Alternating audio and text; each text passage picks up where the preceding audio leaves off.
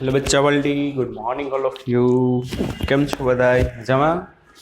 તબિયત પાણી સારા? ચાલો, લાસ્ટ લેક્ચરમાં આપણે યંગ મોડ્યુલસનું ફોર્મ્યુલા, યંગ મોડ્યુલસ કેવી રીતે મપાય એના વિશે જોયું. તો ચાલો આજે બીજા બે મોડ્યુલસ વિશે વાત કરીએ. 3 વિકૃતિ, 3 પ્રતિબળ, 3 મોડ્યુલસ. મોડ્યુલસ શું આપે બાળકો? પદાર્થનું સ્થિતિસ્થાપકતાનું માપ. આપણે યંગ મોડ્યુલસ જોયા હતા, બરાબર, એલ્યુમિનિયમ માટે, સ્ટીલ માટે. જેમ યંગ મોડ્યુલસ વધુ ને બાળકો, એમ શું થશે? પદાર્થમાં પ્રતાન વિકૃતિ કેવી આવે? ઓછી આવે. બરાબર, જેમ યંગ મોડ્યુલસના મૂલ્ય મોટા, તેમ પદાર્થમાં પ્રતાન વિકૃતિ કેવી આવે? ઓછી આવે.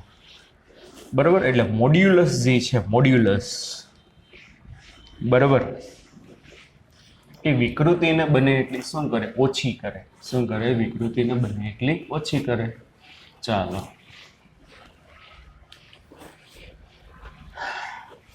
બીજી વિકૃતિ હતી આકાર વિકૃતિ. બાળકો, કઈ વિકૃતિ હતી? આકાર વિકૃતિ. તો આકાર વિકૃતિ માટે જે સ્થિતિસ્થાપકતા અંક હોય એને કહેવાય આકાર સ્થિતિ સ્થાપકતા અંક, કેપિટલ જી. બરાબર, શું કહેવામાં આવે? Capital G. Modulus of rigidity. ઇંગ્લિશમાં શું કહેવાય? Modulus of rigidity.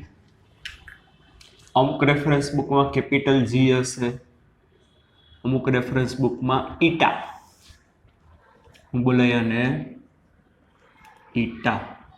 બરાબર, એટલે આકાર સ્થિતિસ્થાપકતા અંક કેપિટલ જી, અથવા તો એને શેના વડે દર્શાવવામાં આવે? ઈટા વડે પણ દર્શાવવામાં આવે. હજી એક બીજું નામ છે એનું, દ્રઢતા ગુણાંક. શું એનું બીજું નામ છે? દ્રઢતા ગુણાંક. શુદ્ધ ગુજરાતીમાં આકાર સ્થિતિસ્થાપકતા, મોડ્યુલસ ઓફ રિજિડિટી. રિજિડિટી એટલે દ્રઢતા. દ્રઢતા ગુણાંક કેપિટલ જી અથવા તો ઈટા વડે દર્શાવવામાં આવે. બરાબર, ચાલો, તો શું થશે? કેપિટલ જી બરાબર શું થશે? પ્રતિબળના છેદમાં વિકૃતિ. તો શું આવશે? બોલો.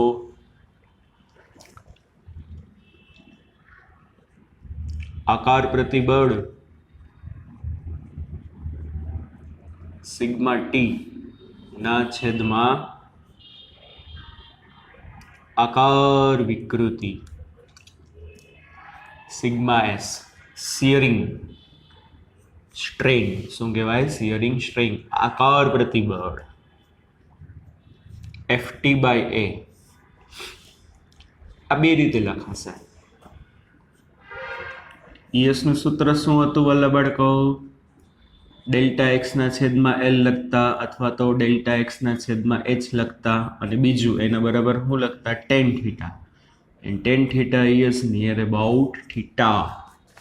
તો એક ફોર્મ્યુલા શું થાય? ડેલ્ટા એક્સ બાય એલ એટલે શું આવશે? એફટી. એફટી એટલે યાદ છે ને, સ્પર્શીય પ્રતિબળ. સ્પર્શીય બળ લાગે, બરાબર, ત્યારે આ આકાર ઉદ્ભવે. તો આ સ્પર્શીય પ્રતિબળ હતું. FTL by A into delta x, અથવા તો FT by A by theta, એટલે એફટી અપોન એ થીટા. બરાબર, થીટા એટલે કેટલા ડિગ્રી સપાટી ખેંચી છે? યાદ છે કે ભૂલી ગયા? આમ એનો મૂળ આકાર પહેલા આવો હતો, આ રીતે આમ. તમે સ્પર્શીય બળ લગાડ્યું સપાટીને સમાંતર, તો થીટા જેટલું ખેંચશો. અને આને આપણે કીધું તો શું?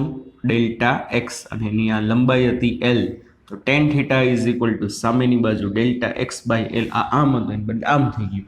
એલ સેમ જ રહેશે, પણ આ ફેરફાર બહુ નાનો હોય, એકદમ સૂક્ષ્મ હોય.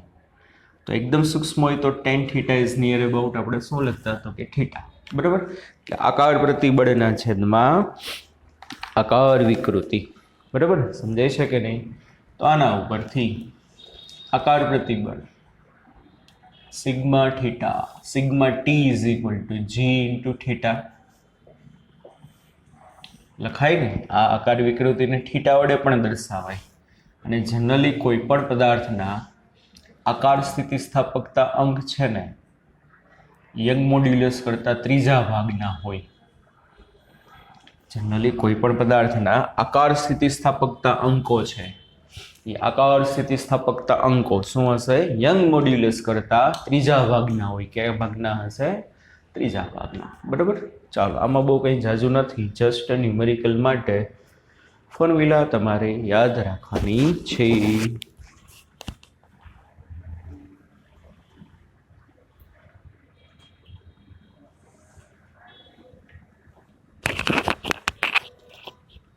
ચાલો, પછી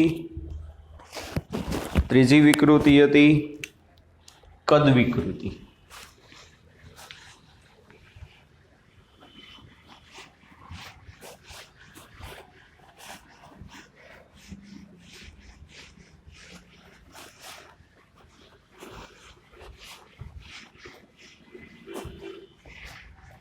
ત્રીજી કઈ હતી? કદ વિકૃતિ.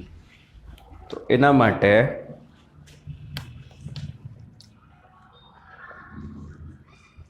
કદ સ્થિતિ સ્થાપકતા અંક એટલે ઇંગ્લિશમાં બોલાય બલ્ક મોડ્યુલસ. શું બોલાય ને ઇંગ્લિશમાં? Bulk modulus. કેપિટલ બી, કદ સ્થિતિસ્થાપકતા અંક બલ્ક મોડ્યુલસ કેપિટલ બી વડે દર્શાવાય. કેના વડે દર્શાવાય? કેપિટલ બી વડે. કોઈ પાત્ર હોય, પાત્રમાં આપણે કીધું હતું કોઈ તમે પદાર્થને મૂકો, એનું કદ કેટલું હોય? વી જેટલું હોય, પણ બારેથી પાણી એને પ્રેશર આપે. હવે પ્રેશરને અનુરૂપ શું થશે? પ્રેશર વધશે એમ એના કદમાં ડેલ્ટા વી જેટલો શું થાય? ઘટાડો થાય. કદમાં જે છે ડેલ્ટા વી જેટલો શું થશે તો કે ઘટાડો થાય. તો આની કદ વિકૃતિ જે છે એ વી બરાબર આપણે શું લખતા? Delta V by V. બરાબર ને? એટલે પ્રેશર જેમ જેમ વધતું જશે ને છોકરાઓ એમ કદ ઘટતું જશે. એના કરતાં ઉલટું થાય. પ્રેશર ઘટાડતા જશો એમ પ્રેશર ઘટાડતા જશો એમ કદ શું થશે તો કે ઘટતું જશે. પ્રેશર વધશે અને આપણે શું કહેતા તો કે આને અનુરૂપ જે પ્રતિબળ આવતું એને આપણે હાઇડ્રોલિક પ્રતિબળ કહેતા. કેવું પ્રતિબળ કહેતા? હાઇડ્રોલિક પ્રતિબળ. તો ચાલો, બલ્ક મોડ્યુલસ બી બરાબર કદ પ્રતિબળ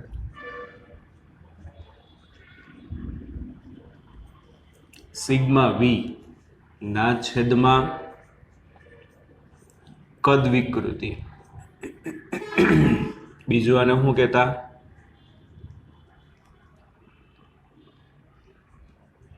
હાઇડ્રોલિક સ્ટ્રેસ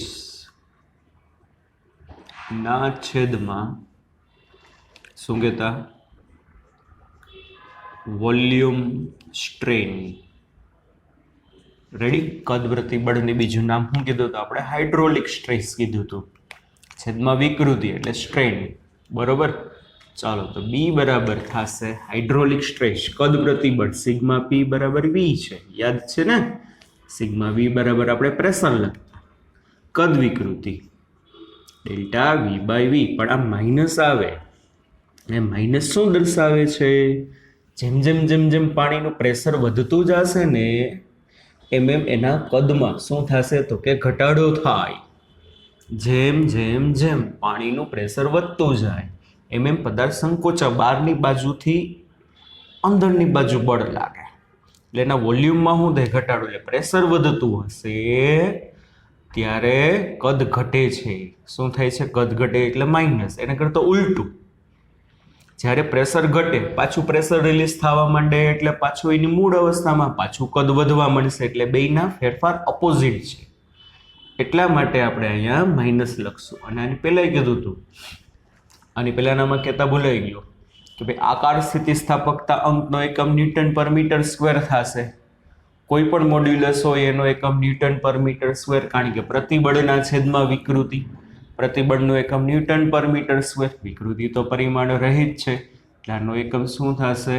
ન્યૂટન પર મીટર સ્ક્વેર ઓર પાસ્કલ. બધા માટે એકમ સરખો થશે. તો B for bulk modulus minus P ના છેદમાં શું થશે? Delta V by V. બરાબર. માઇનસ નિશાની શું દર્શાવે છે કે દબાણમાં વધારો થતા પદાર્થના કદમાં ઘટાડો થાય. પ્રેશર વધતું જશે એમ પદાર્થ સંકોચાતો જશે. એના કરતાં ઉલટું. શું ઉલટું? દબાણમાં ઘટાડો થતા પદાર્થના કદમાં વધારો થાય. એટલા માટે અહીંયા માઇનસ નિશાની છે. શું છે? એટલા માટે અહીંયા માઇનસ નિશાની છે. એક આમાં બીજી વસ્તુ જોવાની છે આપણે, દબનીયતા. દબનીયતા.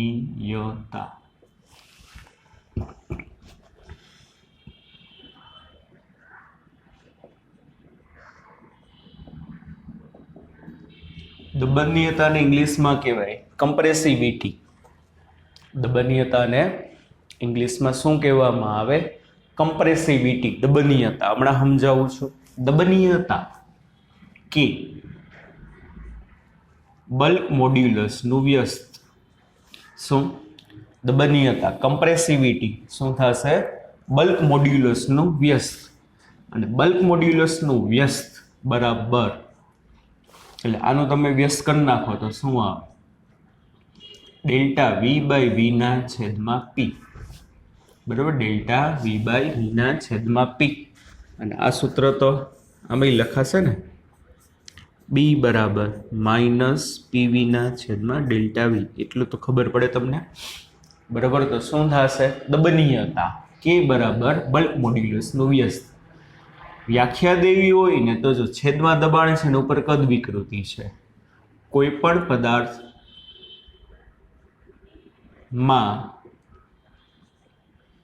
એકમ દબાણ દીઠ, કોઈ પણ પદાર્થમાં એકમ દબાણ દીઠ તેમાં ઉદ્ભવતી કદ વિકૃતિ. કદ વિકૃતિને છે ને કદમાં થતો આંશિક ફેરફાર એ કહેવાય.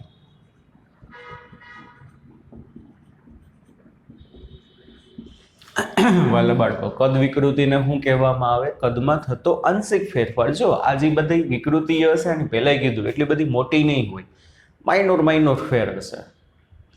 લંબાઈમાં થતો ફેરફારના છેદમાં લંબાઈ, પ્રતાન વિકૃતિ, ડેલ્ટા એલ બાય એલ, તેને લંબાઈમાં થતો આંશિક ફેરફાર કહેવાય. તો કોઈ પણ જગ્યાએ છોકરાઓ તમને એવું પૂછ્યું હોય કે ભાઈ લંબાઈમાં થતો આંશિક ફેરફાર શું, એટલે તમને પ્રતાન વિકૃતિ અથવા દાબીય વિકૃતિ કીધી છે, ડેલ્ટા એલના છેદમાં એલ. કદમાં થતો આંશિક ફેરફાર શું? તો કદ વિકૃતિ કીધી છે. કદમાં થતો ફેરફાર ના છેદમાં મૂળ કદ. એમ કે ભાઈ લંબાઈમાં થતો પ્રતિશત ફેરફાર શું? આવો પ્રશ્ન ઘણી જગ્યાએ જોશો એમસીક્યુમાં, લંબાઈમાં થતો પ્રતિશત ફેરફાર. તો પ્રતિશત ફેરફારમાં શું કરવાનું? કદ વિકૃતિ ગુણ્યા 100 કરી નાખવાનું. ના ખબર પડી? શું બોલો જોઈ? હું પૂછે લંબાઈમાં કેટલા ટકાનો ફેરફાર થયો? લંબાઈમાં થતો પ્રતિશત ફેરફાર. તો પ્રતિશત ફેરફાર કેવી રીતે મળે? આંશિક ફેરફાર ગુણ્યા 100. આંશિક ફેરફાર ગુણ્યા 100. Delta L by L into 100 કરવાનું. કદમાં થતો પ્રતિશત ફેરફાર એટલે કદ વિકૃતિ ગુણ્યા 100 કરો એટલે કદમાં થતો પ્રતિશત ફેરફાર મળે. એટલે કદ વિકૃતિ એટલે કદમાં થતો આંશિક ફેરફાર. શું છે દબનીયતાની વ્યાખ્યા?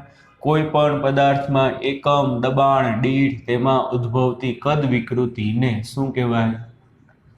દબનીયતા કહે છે. એટલે કોઈ પણ પદાર્થ ઉપર તમે 1 પાસ્કલ જેટલું પ્રેશર એપ્લાય કરો. કેટલું પ્રેશર એપ્લાય કરો? 1 પાસ્કલ જેટલું પ્રેશર એપ્લાય કરો અને એમાં કેટલી કદ વિકૃતિ આવે છે એને એની દબનીયતા કહેવાય. કોઈ પણ પદાર્થ ઉપર તમે 1 પાસ્કલ એટલે કે 1 ન્યૂટન મીટર પર સ્ક્વેર જેટલું પ્રેશર એપ્લાય કરશો તો એમાં કેટલી કદ વિકૃતિ આવી. ઇટ ઇઝ નોન એઝ દબનીયતા, કમ્પ્રેસિવિટી. સમજાય છે કે નહીં? શું કહેવામાં આવે? કમ્પ્રેસિવિટી. ભાઈ સિમ્પલ વસ્તુ છે. તમારે કે 3 પદાર્થ છે, ઘન પદાર્થ, પ્રવાહી પદાર્થ અને વાયુ પદાર્થ. એક તમારા પાસે શું છે? ઘન પદાર્થ છે. એના ઉપર તમે પ્રેશર એપ્લાય કરો. શું કરો તમે એના ઉપર? કીધું હતું ને પ્રેશર સમગ્ર સપાટી ઉપર લાગે. યાદ કરજો, આ બધું ખબર હોવી જોઈએ. પછી એક પાત્રમાં પ્રવાહી ભરેલું છે, એના ઉપર તમે શું કરો? પ્રેશર એપ્લાય કરો. બરાબર. અને એક પાત્રમાં વાયુ ભરેલા છે, એના ઉપર તમે પ્રેશર એપ્લાય કરો.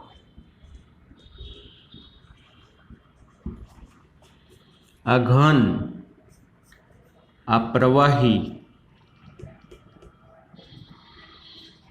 અને આવડું આ વાયુ. તો ચાલો શું થશે? જેટલા કદનો ઘન પદાર્થ છે એટલા કદનો પ્રવાહી છે એટલા કદનો વાયુ છે.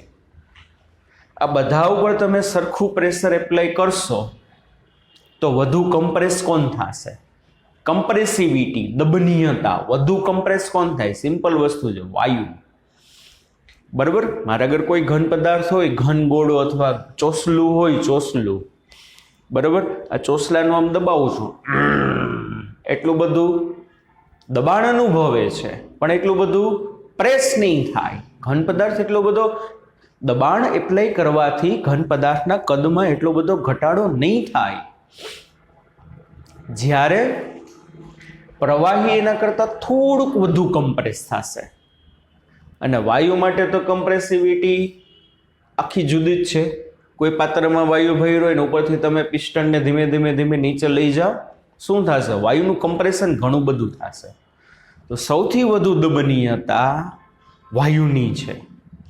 અને સૌથી વધુ દબનીયતા વાયુની છે મતલબ વાયુનો બલ્ક મોડ્યુલસ સૌથી ઓછો હશે. પહેલા જ કીધું મોડ્યુલસ શું આપે?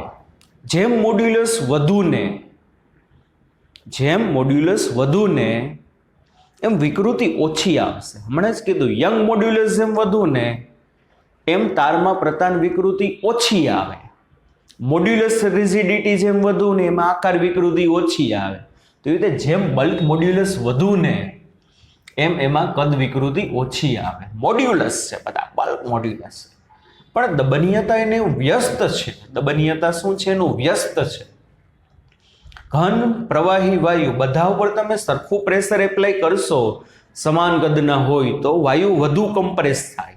તો એની કમ્પ્રેસિવિટી એટલે દબનીયતા વધુ છે. પ્રવાહી એના કરતાં ઓછું થાય. અને સૌથી ઓછું કોણ થાય? ઘન પદાર્થ. ઘન પદાર્થ ઉપર પ્રેશર લઈ આવવાથી એના કદમાં એટલો બધો ઘટાડો નહીં થાય. તો શું થશે? બોલો. કદમાં ઘટાડો સોલિડ માટે સૌથી ઓછો, એના કરતાં વધુ કોના માટે? લિક્વિડ માટે, અને એના કરતાં વધુ કોના માટે? ગેસ માટે. એટલે સૌથી વધુ ઘટાડો કદમાં થાય, અને એનો મતલબ શું થશે? દબનીયતા કે સોલિડ ઇઝ લેસ ધેન દબનીયતા કે લિક્વિડ ઇઝ લેસ ધેન દબનીયતા કે ગેસ. એટલે વાયુ છે ને દબનીય છે. વાયુ કેવા કહેવાય? દબનીય કહેવાય. ઘન પદાર્થને એટલા દબનીય નથી, એટલા તમે એને કમ્પ્રેસ ના કરી શકો. એટલે એમ બે શબ્દ બોલાય. ઘન પદાર્થની દબનીયતા ઓછી છે, દબનીયતા ઓછી છે એટલે એને તમે ઓછો પ્રેસ કરી શકો. પણ એમાં બોલાય અદબનીયતા વધુ છે. Got it? ઘન પદાર્થની દબનીયતા ઓછી છે, તમે એનો ઓછો પ્રેસ કરી શકો. તો સામેની અદબનીયતા કેવી કહેવાય? વધુ કહેવાશે. સમજાય? તો કદમાં સૌથી ઓછો ઘટાડો સોલિડમાં થાય, એના કરતાં વધુ લિક્વિડમાં થાય, એના કરતાં વધુ ગેસમાં થાય.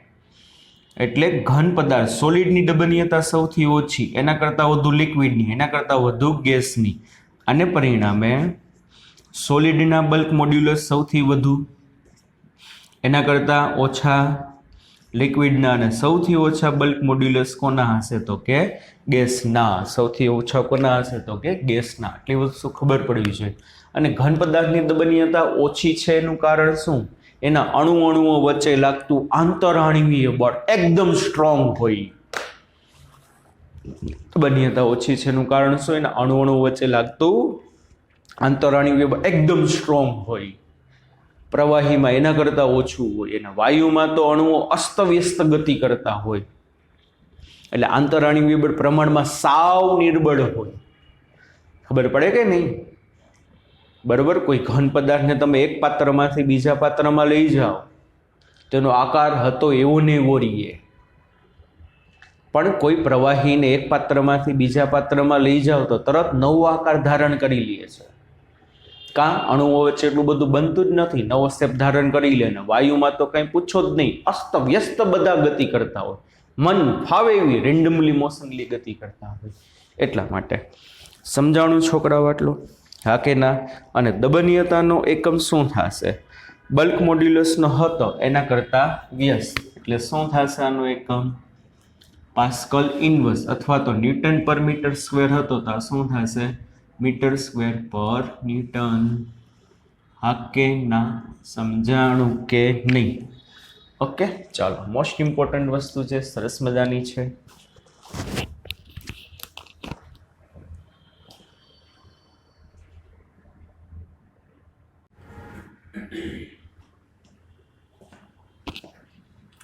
ચાલો બાળકો, આગળ પોઈઝન ગુણોત્તર.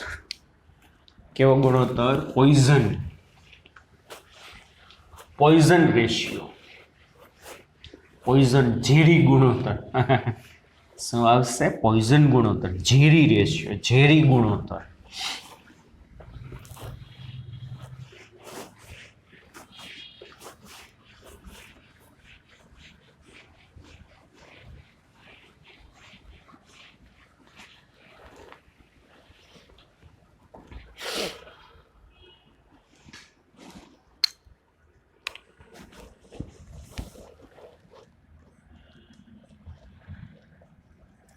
પોઈઝન ગુણોત્તર.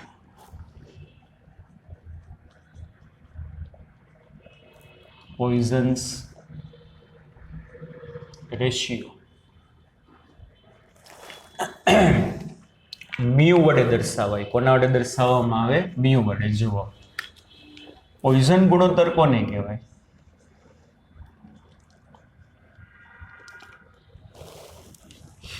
પદાર્થના પાર્શ્વિક પરિમાણમાં થતો ફેરફાર. હમણાં સમજાવું. એટલે કે પાર્શ્વિક વિકૃતિ અને પ્રતાન પરિમાણમાં થતો ફેરફાર એટલે કે પ્રતાન વિકૃતિ. પ્રતાન વિકૃતિમાં સંગત વિકૃતિ, દાબ્ય વિકૃતિ બે આવે. પદાર્થના પાર્શ્વિક પરિમાણમાં થતો ફેરફાર એટલે પાર્શ્વિક વિકૃતિ અને પ્રતાન પરિમાણમાં થતો ફેરફાર એટલે પ્રતાન વિકૃતિના ગુણોત્તરને પોઈઝન ગુણોત્તર કહે છે. મ્યુ બરાબર પાર્શ્વિક વિકૃતિ ના છેદમાં પ્રતાન વિકૃતિ. ચાલો, નવી વસ્તુ આવી પાર્શ્વિક વિકૃતિ. શું આવી નવી વસ્તુ? પાર્શ્વિક વિકૃતિ, પાર્શ્વિક પરિમાણ. તો પાર્શ્વિક વિકૃતિ અથવા તો પાર્શ્વિક પરિમાણ કોને કહેવાય? કોઈ પણ પદાર્થની લંબાઈને જે લંબ પરિમાણ હોય ને એને એનું પાર્શ્વિક પરિમાણ કહેવાય. બરોબર? શું? કોઈ પદાર્થના લંબાઈને લંબ પરિમાણને તેનું પાર્શ્વિક પરિમાણ કહે છે. કોઈ પણ પદાર્થના લંબાઈને જે લંબ પરિમાણ હોય ને, કે ન સમજાવવાનું, હમણાં દોરીને સમજાવું. લંબાઈના લંબ પરિમાણને એનું કેવું કહેવાય? પાર્શ્વિક પરિમાણ. દાખલા તરીકે કોઈ નળાકાર અથવા કોઈ તાર છે. રેડી? આ તારની લંબાઈ L છે. લંબાઈ, ત્રિજ્યા, વ્યાસ, પહોળાઈ, ઊંચાઈ, કદ એ બધું પરિમાણ કહેવાય. તો આની લંબાઈ L છે, પણ વાલા બાળકો આ એનો ડાયામીટર કહેવાય. શું કહેવાય? એનો ડાયામીટર. વ્યાસ. તો જો સમજાય છે શું કીધું? કોઈ પદાર્થના લંબાઈને લંબ પરિમાણને તેનું પાર્શ્વિક પરિમાણ કહેવાય. તો ડાયામીટર જે થશે બાળકો, એ ડાયામીટર લંબાઈને લંબ રૂપે છે. ડાયામીટર છે બાળકો કોઈ પણ પદાર્થના લંબાઈને લંબ પરિમાણને તેનું પાર્શ્વિક પરિમાણ કહેવાય. તો આ લંબાઈને લંબ કોણ થશે? ડાયામીટર થશે. અથવા તો આ નળાકારનું એક્સિસ અને આવડિયા જે થશે આ શું થશે? Radius R. તો રેડિયસ R એ શું થશે? ને લંબ રૂપે થશે કે નહીં? તો ડાયામીટર અને રેડિયસ એટલે કે ત્રિજ્યા. બાળકો એનું કેવું પરિમાણ કહેવામાં આવે? D અને R. પાર્શ્વિક પરિમાણ કહેવાય. કેવું પરિમાણ કહેવામાં આવે? એનું પાર્શ્વિક પરિમાણ. સમજાય છે કે નહીં? દાખલા તરીકે કોઈ એક લંબચોરસ છે, એની લેન્થ અને એની પહોળાઈ અથવા તો હાઈટ, બરાબર? તો આ જે છે ને આ એની પહોળાઈ અથવા તો હાઈટ, આ શું કહેવાય? એનું પાર્શ્વિક પરિમાણ કહેવાય. કેવું પરિમાણ કહેવામાં આવે? પાર્શ્વિક પરિમાણ. સમજાણું કે નહીં? લંબાઈને જે લંબ હોય આ લંબાઈ, ડાયામીટર છે એને લંબ છે, રેડિયસ છે એને લંબ છે, એનું પાર્શ્વિક પરિમાણ કહેવાય. કેવું પરિમાણ કહેવાય? બચ્ચા પલટી પાર્શ્વિક પરિમાણ. બરાબર. તો કીધું શું? પોઈઝન ગુણોત્તર, પાર્શ્વિક વિકૃતિના છેદમાં પ્રતાન વિકૃતિ. પ્રતાન વિકૃતિ બરાબર, એટલે કે લંબાઈ વિકૃતિ. લંબાઈ વિકૃતિમાં બે આવે, ટેન્સાઇલ સ્ટ્રેન અને કમ્પ્રેસિવ સ્ટ્રેન. પદાર્થને ખેંચો છો તો પદાર્થને જ્યારે તમે ખેંચો છો ત્યારે લંબાઈમાં વધારો થાય, પણ આણ્વિક સ્તરે તમે જોશો ને, આણ્વિક સ્તરે બચ્ચા પલટી, આણ્વિક સ્તરે તમે જોશો ને લંબાઈ વધે છે ને ત્યારે તમે વાલા બાળકો આણ્વિક સ્તરે જોશો ને, આણ્વિક સ્તરે તો એનો ડાયામીટર થોડો ઘીટો હોય, આમ નરી આંખે તમને ના દેખાય. બરાબર. શક્તિશાળી માઇક્રોસ્કોપો વડે તમે જો જોશો ને તો લંબાઈ વધી હશે ને તો સામે શું થયું હશે? ડાયામીટર ઘીટો હશે, અને ડાયામીટર એનું પાર્શ્વિક પરિમાણ છે એ બદલ્યું એટલે પાર્શ્વિક વિકૃતિ કહેવાય. અને ડાયામીટર ઘટ્યો બાળકો એટલે ઓબ્વિયસલી રેડિયસ તો શું થવાની છે? ઘટવાની જ છે. જેટલા ટકા ડાયામીટર ઘટ્યો હોય ને એટલા ટકા રેડિયસ શું થવાની છે? ઘટવાની છે. બરાબર ને? એના કરતાં ઉલટું થાય. જ્યારે તમે કોઈ પણ વસ્તુને પ્રેસ કરો છો ત્યારે એની લંબાઈ ઘટે છે, એની લંબાઈમાં શું થાય છે? ઘટાડો. પણ આણ્વિક સ્તરે તમે જોશો ને તો એના ડાયામીટરમાં માઇનોર એવો વધારો થયો હશે, ત્રિજ્યાની માઇનોર એવી વધી હશે, આડછેદની ત્રિજ્યાની માઇનોર એવી વધી હોય, આડછેદનો ડાયામીટર જરા એવો શું થયો હોય? વધ્યો હોય. પાર્શ્વિક પરિમાણમાં ફેરફાર થયો એટલે પાર્શ્વિક વિકૃતિ કહેવાય.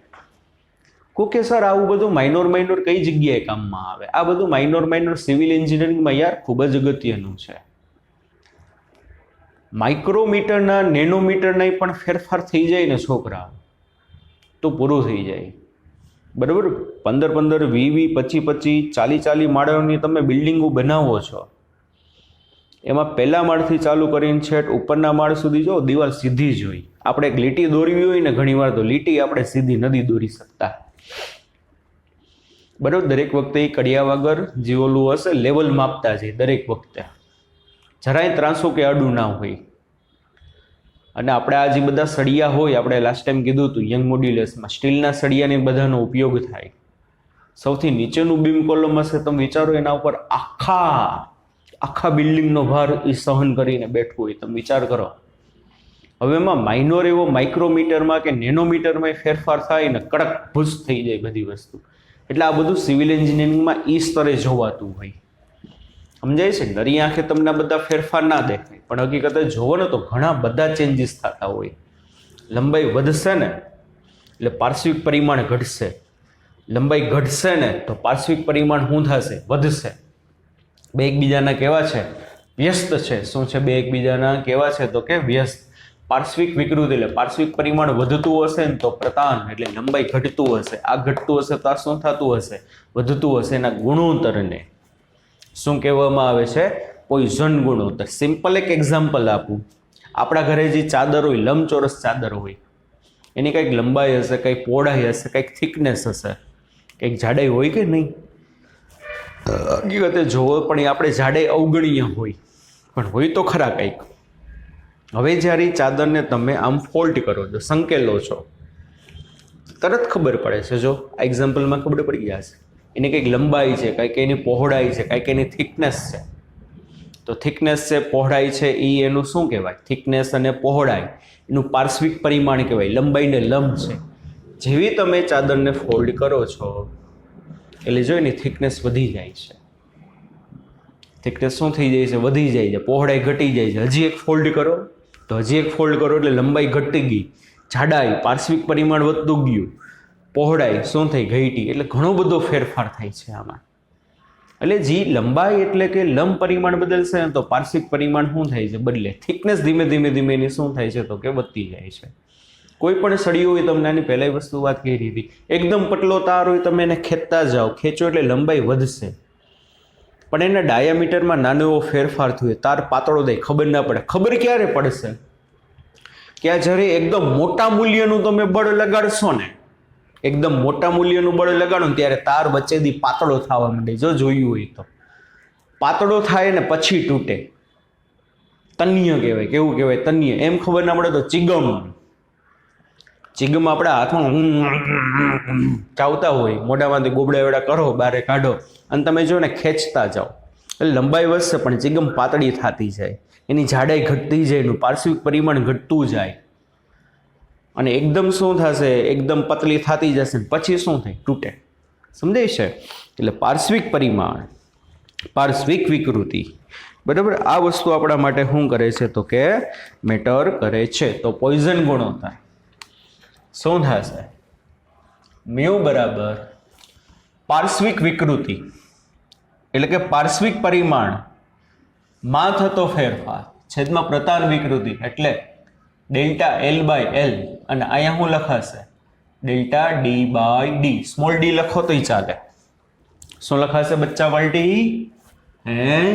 પાર્શ્વિક વિકૃતિ એટલે પાર્શ્વિક પરિમાણમાં થતો ફેરફાર, બરાબર, ડેલ્ટા ડી બાય ડી. પણ અહીંયા આગળ આવશે માઇનસ. કેમ માઇનસ આવશે? કારણ કે આ વધતું હશે તો આ ઘટતું હશે, આ ઘટતું હશે તો આ વધતું હશે.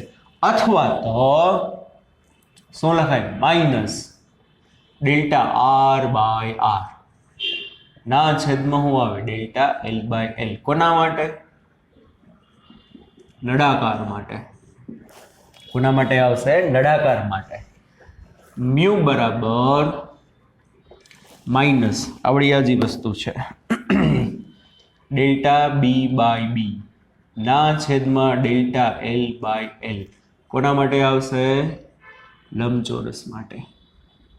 સમજાય છે કે નહીં બાળકો? એટલે આ પોઈઝન ગુણોત્તરની ફોર્મ્યુલા, આના ઉપરથી આપણે એમ કહી શકીશું delta D by D is equal to minus mu delta L by L, અથવા તો delta R by R is equal to minus mu delta L by L.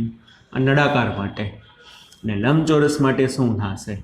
Delta B by બી પહોળાઈમાં થતો ફેરફાર, જાડાઈમાં થતો ફેરફાર minus mu delta L by L.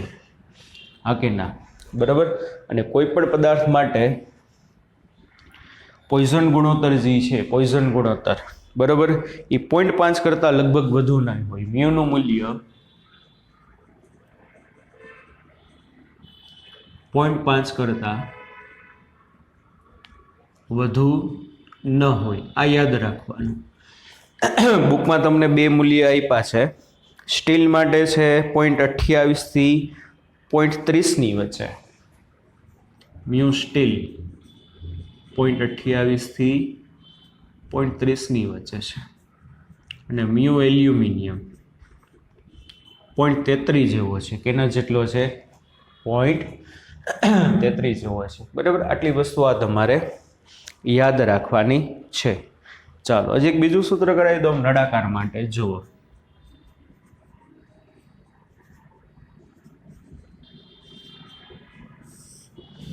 નળાકારનું કદ v બરાબર pi R square L.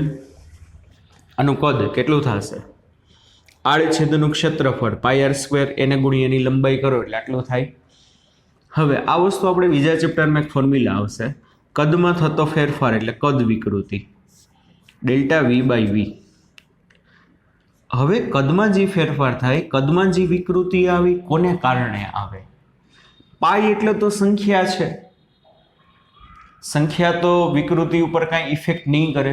વિકૃતિ ઉદ્ભવશે, કદમાં ફેરફાર થશે નળાકારના, due to radius and due to length, not for pi. Pi તો ખાલી સંખ્યા ભાગ ભજવે છે. પાઈની વેલ્યુ બદલે, સળિયાને ખેંચો કે દબાવો ના, તો એ વિકૃતિમાં ભાગ ના લે. ડેલ્ટા વી બાય વી બીજા ચેપ્ટરમાં ડિટેલમાં આવશે ત્યારે જોશું. તો કદ બદલ્યું તો ત્રિજ્યા બદલે, તો ત્રિજ્યા માટે આ રીતે લખાશે 2 ડેલ્ટા આર બાય આર. આ યાદ રાખી લેજો અત્યારે. અને એલ માટે શું લખાશે? વચ્ચે plus delta L by L. V બરાબર પાઈ આર સ્ક્વેર એલ. વીની બદલે delta V by V second ચેપ્ટરમાં આવશે. પાઈ ભાગ ના લઈએ, 2 ડેલ્ટા આર બાય આર, ગુણાકારની બદલે plus delta L by L. આટલી વસ્તુ આમાં બનશે. હવે જોજો, ડેલ્ટા આર બાય આર બરાબર તો શું છે?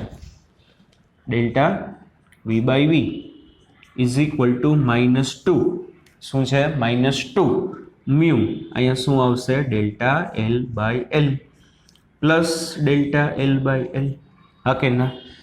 આમાંથી તમે ડેલ્ટા એલ બાય એલને તમે કોમન લઈ લો તો delta V by V is equal to delta L by L into bracket શું થશે 1 - 2 મ્યુ. એટલે કદ વિકૃતિ અને પ્રતાન વિકૃતિ વચ્ચેનો સંબંધ મળ્યો. કોનો સંબંધ મળ્યો? કદ વિકૃતિ અને પ્રતાન વિકૃતિનો સંબંધ. કદ વિકૃતિ અને પ્રતાન વિકૃતિ EV બરાબર 1 - 2 મ્યુ ઇન્ટુ EL. આ એક યાદ રાખજો, કદ વિકૃતિ અને પ્રતાન વિકૃતિ વચ્ચેનો સંબંધ. બરાબર, ચાલો આટલું છે. આજના લેક્ચરમાં છોકરાઓ આટલું રાખીએ, બાકીનું નવું નેક્સ્ટ લેક્ચરમાં જોશું. ત્યાં લગી વાલા બાળકો bye bye, take care, C you then, ધ્યાન રાખજો, બાય બાય.